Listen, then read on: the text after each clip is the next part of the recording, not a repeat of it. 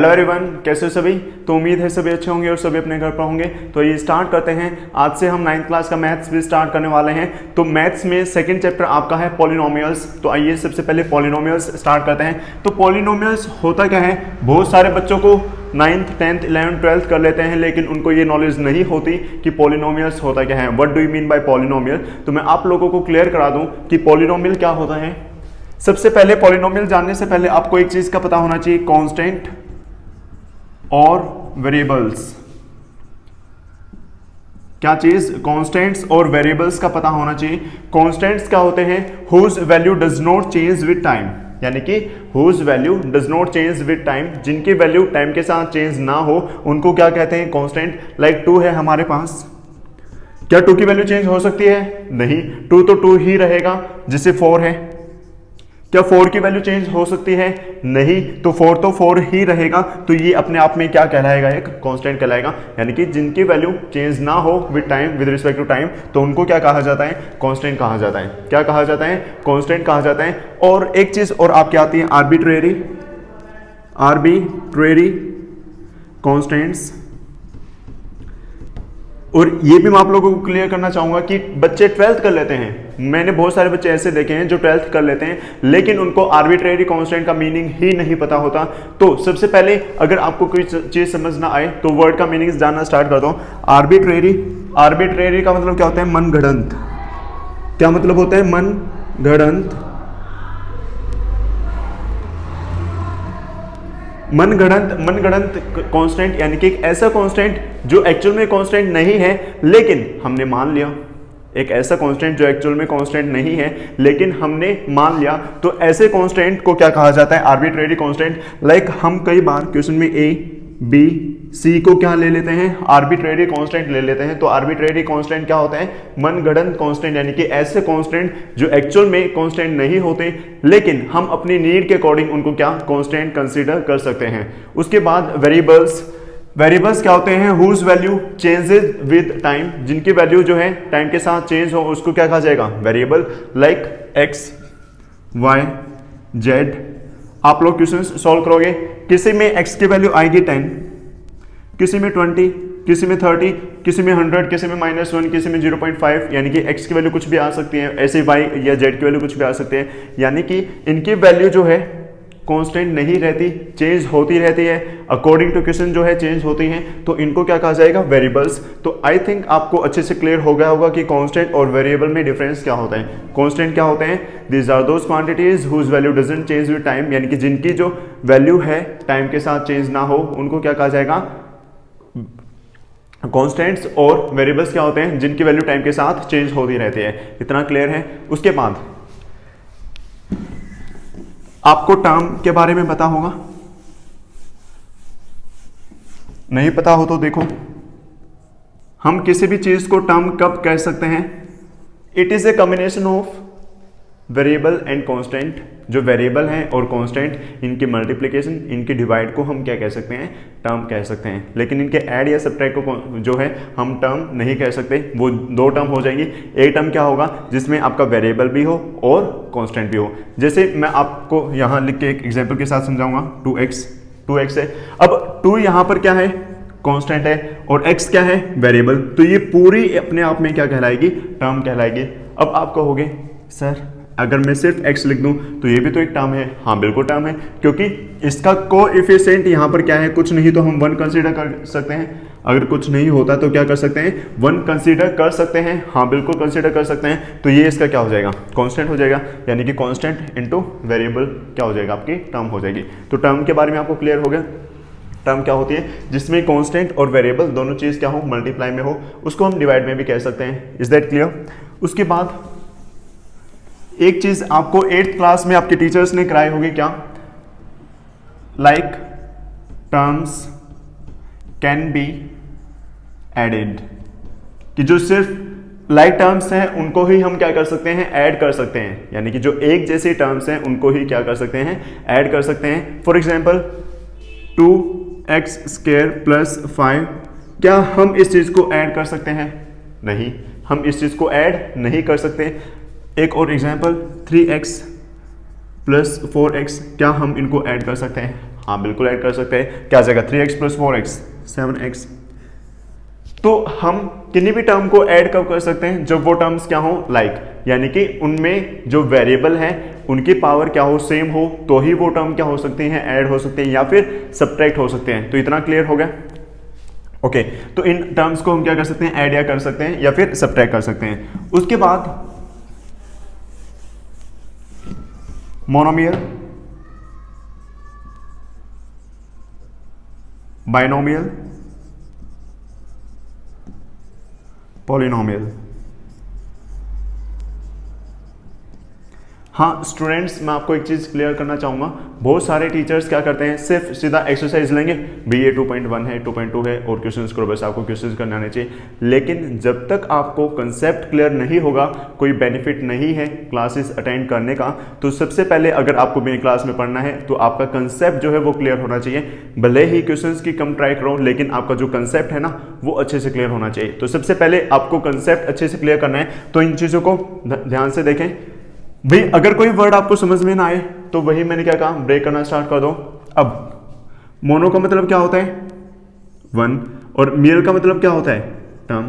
तो इसका मतलब क्या होगा, ऐसे टर्म, यानी कि ऐसे मोनोमियल क्या होती है, ऐसी चीज जिसमें सिर्फ क्या हो, वन टर्म हो, इसको क्या कहा जाएगा, मोनोमियल कहा जाएगा। बाइनोमियल, बाय का मतलब आपका क्या होता है, टू, और इसका मतलब क्या होता है, टर्म, यानी कि ऐसी चीज जिसमें क्या हो, दो टर्म हो, उसको हम क्या कह सकते हैं, बाइनोमियल। फॉर एग्जांपल मोनोमियल है 3x, तो एक मोनोमियल का एग्जांपल है। ओके 4x स्क्वायर या x प्लस 5, ये क्या हो गया, बाइनोमियल। देखो इसमें सिर्फ एक टर्म है तो ये आपका क्या हो गया, मोनोमियल। इसमें दो टर्म है इसलिए क्या हो गया, बाइनोमियल। और पॉलिनोमियल, पॉलिनोमियल आपको पता है ये क्या, दो या फिर दो से ज्यादा जो टर्म्स वाले होते हैं उनको क्या कहा जाता है, पॉलिनोमियल्स। लेकिन एक कंडीशन और होती है पॉलिनोमियल की, जो आप लोगों को नहीं बताई जाती। क्या, आपको ये तो बताया जाता है कि पॉलिनोमियल में दो या फिर दो से ज्यादा क्या होती है, टर्म्स होते हैं, लेकिन एक चीज नहीं बताई जाती, क्या, कि इसमें वेरिएबल की पावर, क्या चीज, जो वेरिएबल की पावर है वो ऑलवेज क्या होनी चाहिए, एक होल नंबर। जो वेरिएबल की पावर है वो कैसे होनी चाहिए, होल नंबर होनी चाहिए। अब होल नंबर क्या होते हैं ये आपको पता होगा, क्या, जो नंबर जीरो से स्टार्ट होते हैं, 0 1 2 3 ऐसे चलते रहते हैं। तो इन नंबर्स को ही क्या कहा जाता है, आपका होल नंबर्स कहा जाता है। इन नंबर्स को ही क्या कहा जाता है, होल नंबर्स कहा जाते हैं। तो आई थिंक ये चीजें आपको क्लियर हो गई होंगी। तो पॉलिनोमियल क्या होता है, विच हैव टू और मोर देन टू टर्म्स, या विच हैज टू और मोर देन टू टर्म्स। एक चीज तो ये, और कंडीशन क्या होती है कि इसमें जो वेरिएबल की पावर है वो कैसे होनी चाहिए, होल नंबर होनी चाहिए। कैसे होनी चाहिए, होल नंबर होनी चाहिए। फ्रैक्शन में नहीं होनी चाहिए, कभी भी फ्रैक्शन में नहीं होनी चाहिए, एक होल नंबर ही होनी चाहिए। Is that clear? चलिए अब स्टार्ट करते हैं आगे।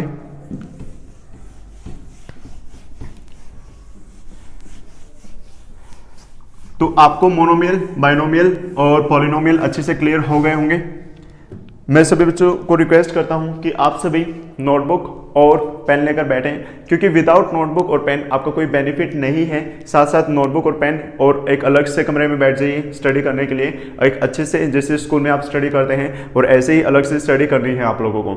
ये नहीं घर वाले डिस्टर्ब कर रहे हैं और साथ में आप पढ़ रहे हो, ऐसा नहीं करना। आपको अलग से बैठकर पढ़ना है, क्लास अटेंड करनी है सीरियसली, ठीक है, सीरियस वे में अटेंड करनी है, और फिर नोटबुक भी साथ साथ बनानी है आप लोगों को। तो ये अब कुछ एक चीज़ें और, कोएफिशिएंट आपके क्या होते हैं, लाइक एक्स स्क्वायर है तो इसके साथ जो मल्टीप्लाई में होगा, जैसे 2x स्क्वायर है तो इसके साथ जो एक्स स्क्वायर वेरिएबल के साथ जो कांस्टेंट होता है, इसी को क्या कहा जाता है, आपका कोएफिशिएंट। इसी को क्या कहा जाता है, कोएफिशिएंट। तो कोएफिशिएंट भी आपको क्लियर हो गया होगा, ठीक है। आपका एक होता है क्वाड्रेटिक पॉलिनोमियल। क्या चीज, क्वाड्रेटिक पॉलिनोमियल। एक होता है आपका क्यूबिक और एक होता है लीनियर। जिसमें वेरिएबल की पावर 1 हो वो तो कैसा होगा, लीनियर। जिसमें वेरिएबल की पावर 2 हो वो कैसा होगा, क्वाड्रेटिक। और जिसमें वेरिएबल की पावर 3 हो, यानी कि वेरिएबल की मैक्सिमम पावर अगर 1 है तो लीनियर, वेरिएबल की मैक्सिमम पावर 2 है क्वाड्रेटिक, वेरिएबल की मैक्सिमम पावर 3 है क्यूबिक। क्लियर है? इसका एग्जांपल मैं अगर आप लोगों को बताऊं तो x प्लस 3, देखो यहां पर वेरिएबल की पावर आपकी क्या है, 1 है, तो 1 यानी कि मैंने क्या कहा, मैक्सिमम पावर क्या होनी चाहिए, 1 होनी चाहिए, तो मैक्सिमम पावर 1 है, तो ये क्या आ गया आपका लीनियर जो है पॉलिनोमियल। उसके बाद क्वाड्रेटिक पॉलिनोमियल, मैक्सिमम जो वेरिएबल की पावर है वो क्या होनी चाहिए, 2, like x square minus 5x plus 6, तो इसमें मैक्सिमम वेरिएबल की पावर कितनी है, 2, तो ये आपका क्या हो जाएगा क्वाड्रेटिक पॉलिनोमियल। और क्यूबिक क्या होगा कि मैक्सिमम जो वेरिएबल की पावर है वो क्या होनी चाहिए, 3, like x cube plus 4x square minus 6x plus 9, तो ये आपका किस चीज़ का एग्जाम्पल हो गया, क्यूबिक पॉलिनोमियल का। तो आई थिंक आप सभी को इतना अच्छे से क्लियर हो गया होगा कि क्वाड्रेटिक, लीनियर और क्यूबिक पॉलिनोमियल्स क्या होते हैं। तो इन चीज़ों को जल्दी से नोट डाउन करें, आप वीडियो को पॉज करके भी नोट डाउन कर सकते हैं। उसके बाद एक्सरसाइज नंबर 2.1, क्या चीज, एक्सरसाइज नंबर 2.1। तो जो आपकी एक्सरसाइज नंबर 2.1 है उसमें आपका पहला क्वेश्चन क्या है, which of the following expressions are polynomial in one variable and which are not, कि आपके इनमें से कौन से जो है पॉलिनोमियल वो वन वेरिएबल में है और कौन से नहीं है। लाइक फर्स्ट, जो इसका फर्स्ट पार्ट है 4x square minus 3x plus 7, देखो क्या एक पॉलिनोमियल है, पॉलिनोमियल के मैंने क्या बताया था कि 2 या 2 से ज़्यादा टर्म्स होनी चाहिए, और दूसरी चीज़ मैंने आपको क्या बताई थी कि जो वेरिएबल है उसकी पावर होल नंबर होनी चाहिए। भाई 2 या 2 से ज़्यादा टर्म है, ठीक है, वेरिएबल जो है उसकी पावर यहाँ पर 1 है, इसकी पावर यहाँ पर क्या है 2, तो ये क्या हो गया पॉलिनोमियल हो गया। दूसरी बात, क्या ये वन वेरिएबल में है, हाँ सिर्फ एक ही वेरिएबल है, तो यस इसका क्या हो जाएगा, आंसर हो जाएगा। ऐसे ही इसका second part Y square plus root 2, भाई यहाँ पर y की पावर क्या है 2 क्या एक होल नंबर, ठीक है, और दो टर्म है, तो ये क्या हो जाएगा एक पॉलिनोमियल हो जाएगा, और वेरिएबल भी एक ही है। ऐसे ही third part 3 root t plus t root 2, देखो यहाँ पर 3, क्या मैं रूट को 1/2 लिख सकता हूँ, रूट को हम क्या लिखते हैं पावर 1/2 प्लस टी रूट 2। अब आप लोग यहां पर देखोगे कि t की पावर जो है एक होल नंबर नहीं है, फ्रैक्शन में है, तो इसलिए ये एक पॉलिनोमियल नहीं होगा, इसलिए ये एक पॉलिनोमियल नहीं होगा। तो आई होप कि आपको समझ में आया होगा। उसके बाद ऐसे ही इसका क्या fourth part y plus 2/y, क्या चीज y प्लस 2/y। अब यहां पर पावर 1 है, ओके, y की पावर 1, क्या मैं इसको y की पावर -1 लिख सकता हूं, भाई यहां पर y की पावर 1 है, अगर ऊपर जाएगी तो पावर क्या हो जाती है, साइन चेंज हो जाता है, तो क्या आ गया y की पावर -1। अब क्या ये -1 एक होल नंबर होता है आपका, होल नंबर नहीं होता, तो इसीलिए ये जो है एक पॉलिनोमियल नहीं होगा, तो इसका आंसर क्या हो जाएगा आपका 9। आई होप कि आप सभी लिख लोगे, ठीक है, आपको सबसे पहले क्वेश्चंस जो है क्लियर होने चाहिए। ऐसे ही fifth part x raise to power 10, y raise to power 3 and t raise to power 50।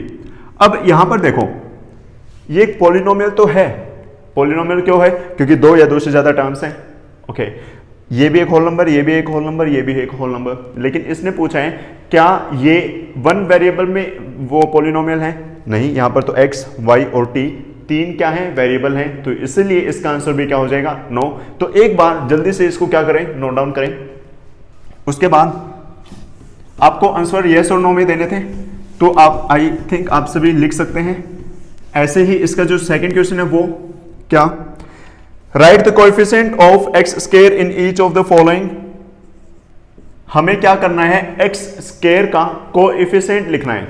तो फर्स्ट जो पार्ट है उसमें क्या है 2 plus x square plus x, मैंने क्या कहा जो एक्स स्क्वायर है उसका कोएफिशिएंट मैंने अभी बताया था कि ई एक्स स्क्वायर है, इसके आगे कुछ नहीं है तो मैं 1 मान सकता हूं, कुछ नहीं है तो 1 मान सकते हैं, तो इसीलिए इसका कोएफिशिएंट जो एक्स स्क्वायर है, कोएफिशिएंट ऑफ एक्स स्क्वायर आपका क्या आ गया 1, बस ये आपका आंसर हो गया। ऐसे ही इसका second part 2 minus x square plus x cube, इसने क्या पूछा है एक्स स्क्वायर का कोएफिशिएंट, भाई एक्स स्क्वायर के आगे क्या है कुछ नहीं है तो मैं 1 मान सकता हूं, तो जो ये -1 है यही क्या हो जाएगा आपका कोएफिशिएंट ऑफ एक्स स्क्वायर। ऐसे ही इसका third part π/2 x square plus x.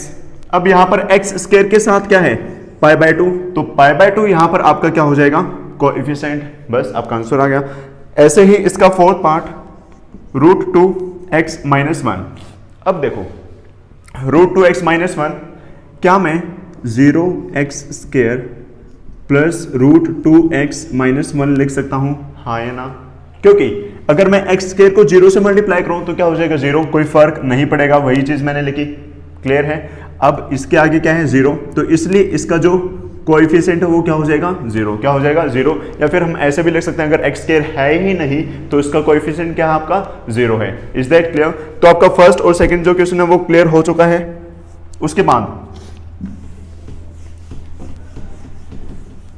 एक चीज मैंने आप लोगों को नहीं बताई, अभी बता देता हूं, क्या, डिग्री ऑफ अ पॉलिनोमियल। तो डिग्री ऑफ अ पॉलिनोमियल क्या होता है, it is the highest power of variable. यानी कि वेरिएबल की जो हाईएस्ट पावर है किसी भी पॉलिनोमियल में, वेरिएबल की हाईएस्ट पावर को ही क्या कहा जाता है, डिग्री ऑफ दैट पॉलिनोमियल। क्या कहा जाता है, degree of that polynomial. Like x की पावर 100 प्लस x की पावर 30 प्लस x। तो इसमें वेरिएबल की हाईएस्ट पावर क्या है, 100, तो इसलिए यहां पर इस पॉलिनोमियल की डिग्री क्या होगी, 100। बस सिंपल।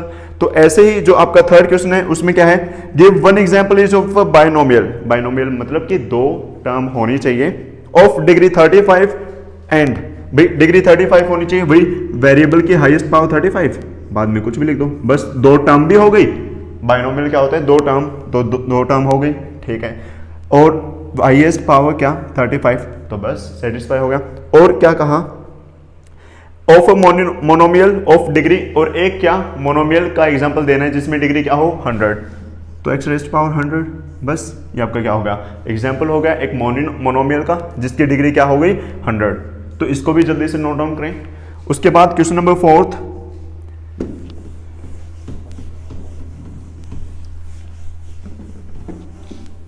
तो फोर्थ में क्या है, right the degree of each of the following polynomials. हमें हर एक पॉलिनोमियल की क्या करनी है, डिग्री लिखनी है। तो डिग्री कैसे, फर्स्ट पार्ट है 5x³ plus 4x² plus 7x। मैंने अभी बताया आप लोगों को कि जो वेरिएबल है उसकी हाईएस्ट पावर किसी पॉलिनोमियल में क्या कहलाती है, डिग्री कहलाती है। अब यहां पर वेरिएबल की हाईएस्ट पावर क्या है, 3, तो यहां पर डिग्री ऑफ जो ये पॉलिनोमियल है क्या हो जाएगी, 3 हो जाएगी। बस ऐसे ही इसका सेकंड पार्ट 4 - y², भाई वेरिएबल की हाईएस्ट पावर क्या है, 2, तो इसकी डिग्री क्या हो जाएगी, 2। ऐसे ही इसका थर्ड पार्ट में क्या है, 5t - √7। अब भाई यहां पर वेरिएबल t है, अगर पावर कुछ ना हो तो पावर क्या होती है, 1, इसलिए यहां पर डिग्री क्या आ जाएगी, 1 आ जाएगी। ऐसे ही इसका फोर्थ पार्ट 3। अब देखो क्या यहां पर वेरिएबल है, नहीं, यहां पर वेरिएबल नहीं है। अगर वेरिएबल नहीं है तो क्या मैं x रेज़ टू पावर 0 से इसको मल्टीप्लाई कर सकता हूं, क्या चीज, x रेज़ टू पावर 0 से मल्टीप्लाई कर सकता हूं। मैंने आप लोगों को बताया है कि anything raise to power 0 is 1। क्या, anything raise to power 0 is 1, तो इसीलिए x रेज़ टू पावर 0 की वैल्यू क्या हो जाएगी, 1, और ये क्या आ जाएगा, 3। यानी कि इसको मैं ये भी लिख सकता हूं, और यहां पर x की पावर क्या है, 0, यानी कि हाईएस्ट जो है पावर वो 0 ही है, तो इसलिए इसकी जो डिग्री होगी वो क्या हो जाएगी, आपकी 0 हो जाएगी। Is that clear? तो जो आपका फोर्थ क्वेश्चन है वो भी क्लियर हो चुका है। उसके बाद